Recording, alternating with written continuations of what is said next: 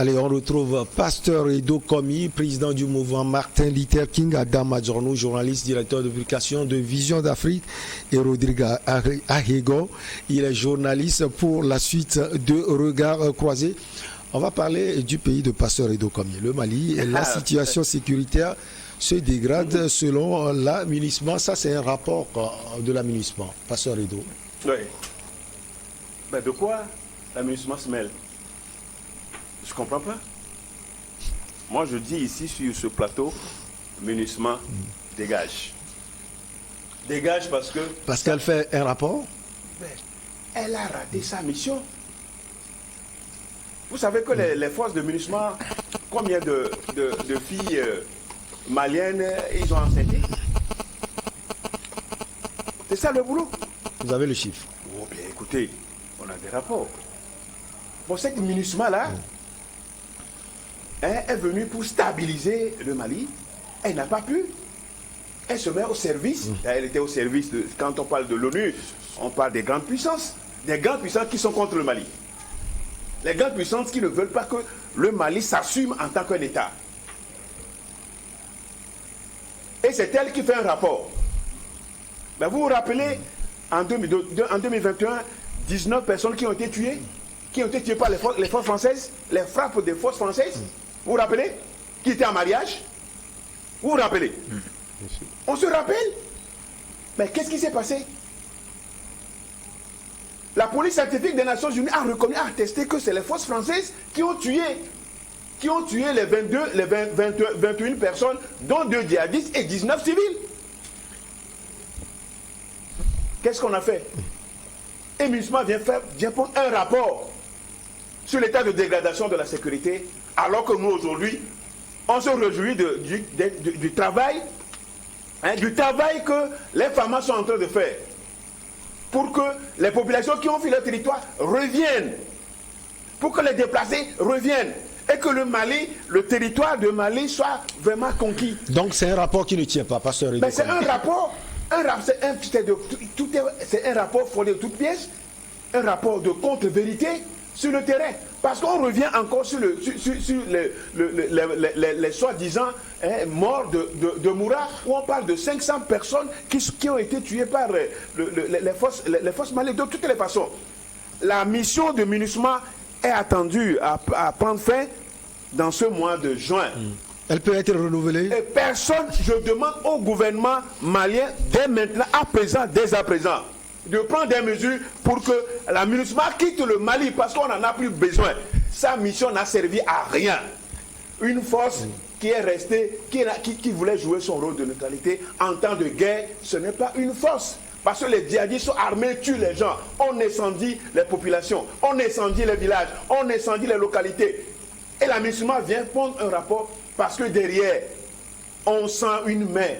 Cette main-là, on la connaît. Pourquoi ce rapport à ce moment-ci où on salue le travail qui est en train d'être fait? Parce qu'il y a dégradation entre les rapports. Selon vous, c'est la main de la France. Donc la France manipule aussi la MINUSMA, Pasteur Edo Komi. Mais la MINUSMA, c'est qui? C'est la France. La MINUSMA, c'est quoi? C'est une force des Nations Unies. Ouais, force multidimensionnelle des Nations Unies pour stabiliser le Mali. Venant d'où? Des Nations Unies. Et qui dit Nations Unies dit les grandes puissances. Et ces grandes puissances-là, on a vu ces forces-là de l'OTAN. D'ailleurs, je profite de ce plateau pour dire au peuple, aux populations de la communauté ouest-africaine de dénoncer cet accord entre l'OTAN et la CEDEAO. C'est grave. Il nous revient, nous, peuple d'Afrique de l'Ouest, de dire non, on ne peut pas. Mais quel est le rapport entre l'OTAN et la CEDEAO? C'est pour contourner, pourquoi la France qui ont porté les chefs d'État à leur tête. Mais bien sûr, c'est le peuple. D'ailleurs, quelques-uns des chefs d'État ont été portés, ont été élus. La plupart des gens qui sont venus, on ne peut pas des coups de force électorale, qui ne méritent pas d'être chefs d'État, d'ailleurs qui n'ont pas de soucis, qui ne se soucient pas de nous, Afrique, ils ne se soucient pas de nous Africains. Et donc, du coup, que les autorités maliennes prennent des dispositions dès à présent pour finir définitivement. Il faut rompre le contrat entre l'État malien et la MINUSMA, parce que la MINUSMA n'a servi à rien. Et son rapport, c'est un rapport tendancieux, c'est un rapport qui n'est de nature qu'à semer encore de bruit dans les esprits et à faire plaisir à ces puissances, d'ailleurs, ces puissances-là qui continuent de soutenir, qui continuent d'alimenter l'aménagement. La situation sécuritaire dans la zone dite des trois frontières entre le Mali, le Niger et le Burkina Faso, notamment dans les localités de Tessitz, Talatay, Ansongo et la région Ménaka, s'est considérablement dégradée au cours des dernières semaines. Les attaques de groupes armés terroristes ont eu un impact dévastateur sur la population civile, déjà détresse entraînant des dizaines de morts et déplacements importants de population vers les villes de Gao et d'Ansongo. Alors, Adam Adjornou, si on écoute Pasteur Edo Komi, Barkhane n'avait servi à rien, l'amunissement n'a servi à rien finalement.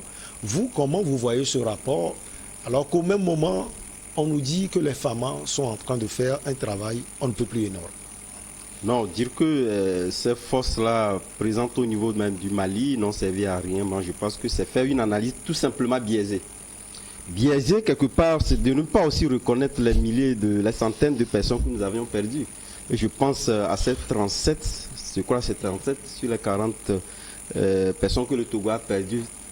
37 ou 27 sont issus du Mali, quelque part. Donc, quelque part, lorsque vous prenez, en tout cas ce rapport, c'est vrai que moi, je le prends avec beaucoup de pincettes. Mais au même moment, je me dis qu'il y a des motivations qui nous permettent de pouvoir analyser plus loin. Pour la simple et bonne raison que vous prenez un pays aujourd'hui, c'est vrai que lorsque nous comparons, nous ne sommes pas sur le terrain, mais nous nous analysons au regard des informations qui nous parviennent, aussi bien au niveau des médias que de la société civile, etc. Et lorsque vous prenez un pays où il est très difficile aujourd'hui pour les médias, ou pratiquement des médias choisis par l'État malien, qui sont donc autorisés donc à travailler, ça voudrait dire que nous sommes dans une logique d'impartialité. Et donc partant de là, ça voudrait dire qu'il y a des informations qui ne sont pas remontées, qui vont permettre de pouvoir véritablement juger s'il y a eu donc une situation d'insécurité actuellement donc au niveau du Mali, où pratiquement où l'insécurité s'est exacerbée. Ce n'est pas évident pour la simple et bonne raison que le Mali, moi je me dis aujourd'hui, doit changer de posture. Si tel qu'on veut véritablement avoir donc des rapports qui prennent en compte pratiquement toutes les opinions, il faut laisser, que ce soit au niveau des sociétés civiles, qu'on ne choisit pas ces sociétés civiles, qu'on ne choisit pas les médias qu'on veut, pour donc des publications, à partir du moment où vous faites un reportage lié, un reportage qui est tendancieux envers les femmes, tout de suite vous êtes considéré comme ennemi du Mali. Et si le reportage est biaisé, c'est ce que... C'est ce qu'ils disent, mais aujourd'hui, il n'y a pas de preuve pour dire que voilà, ce reportage-là est biaisé ou pas. Donc partant de là, je me dis, il y a une volonté manifeste d'occulter pratiquement ce qui se fait sur le terrain. Au même moment qu'on voit l'acharnement, l'acharnement, tous azimuts contre le Mali, on peut quand même penser à quelque chose. L'acharnement, lorsque vous parlez d'acharnement, c'est vrai. Bon, si nous prenons entre le Mali et la France, il y a des bisbilles. Mais quel intérêt la CEDEAO a à avoir en disant que voilà, je m'acharne contre le Mali, compte tenu du fait qu'il y a cette situation qu'il faut mal informer ou pratiquement dire que voilà, cette situation n'est pas... C'est quand elle n'arrive pas à servir les intérêts des populations. Il n'y a pas de rapport qui motive en réalité cette demande de la CEDEAO. La CEDEAO a intérêt à pouvoir avoir un pays assez stable, où pratiquement les autorités actuelles, bon pour la première fois je vais le dire, parce que les autorités qui font des efforts, il faudrait quand même de 5 ans, on est passé à 2 ans. Donc, on est d'accord, cet acronyme-là, à pouvoir retrouver la lucidité et la rationalité de la gouvernance, ce qui n'est pas le cas. C'est ce qui fait qu'aujourd'hui, la CEDEAO est dans cette posture-là de les amener à pouvoir retrouver donc la voie de la normalité. Tout simplement. Donc moi je me dis, ce rapport-là, il est très facile qu'on dise que voilà, c'est un rapport qui ne rime à rien. C'est un rapport qui va, si je prête vos mots, à s'acharner contre le Mali. Moi je pense qu'il faudrait quand même qu'on ait raison gardée pour réellement donc pousser l'analyse plus loin.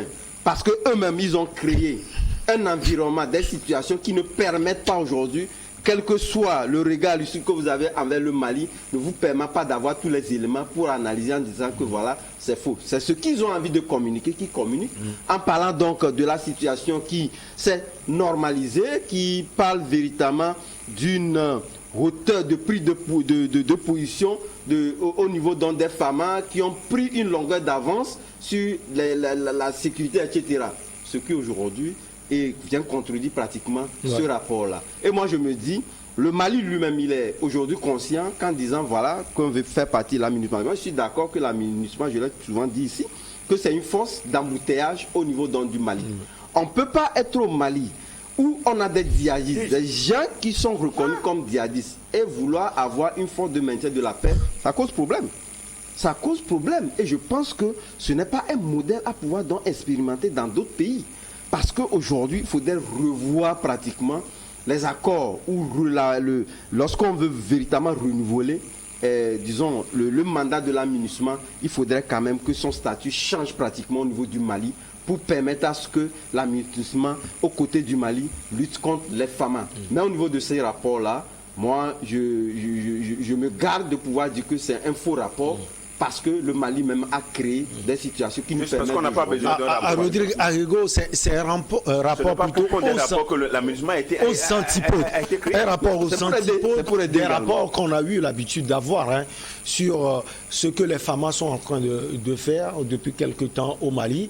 La vérité, elle se trouve à quel niveau selon vous? Mais si vous suivez bien mon regard, vous comprendrez là où se trouve la vérité. Vous savez, chacun doit pouvoir jouer son rôle. Quel est le cahier de charge de la MINUSMA? Pondre des rapports. À ce que je sache, il y a des organisations de la société civile crédibles au Mali qui font du bon boulot, avec lesquelles certains sont en contact. Les informations sont... Elles peuvent travailler sans pression, selon vous, aujourd'hui au Mali? Quand on dit que les autorités maliennes choisissent des organisations de la société civile ou la presse, je me porte en faux. Bien sûr, ce n'est pas parce qu'on a sanctionné TV5 Monde ou France 24. Même au niveau du Mali. Permettez en interne, sur place, est-ce qu'on nous a déjà signalé un seul média? Est-ce qu'on peut le signaler? On peut le signaler. C'est parce que nous, on ne s'exprime pas sur la question. Écoutez, il y a eu des médias. Est-ce que je peux aller? On le laisse. Je suis journaliste. Je suis un acteur de la société civile. Je ne suis pas d'accord que les autorités maliennes aient sanctionné TV5, France 24, etc. Mais au même moment, vous savez que nous sommes dans une situation où il y a une guerre de communication et d'intoxication sur la situation du Mali. Et cette guerre... tout ce qui est, s'il vous plaît, reportage, tout ce qui est reportage sur la situation du Mali, c'est un peu comme les reportages actuellement sur la situation qui prévaut en Ukraine. Dans cette situation qui oppose ce pays à la Russie.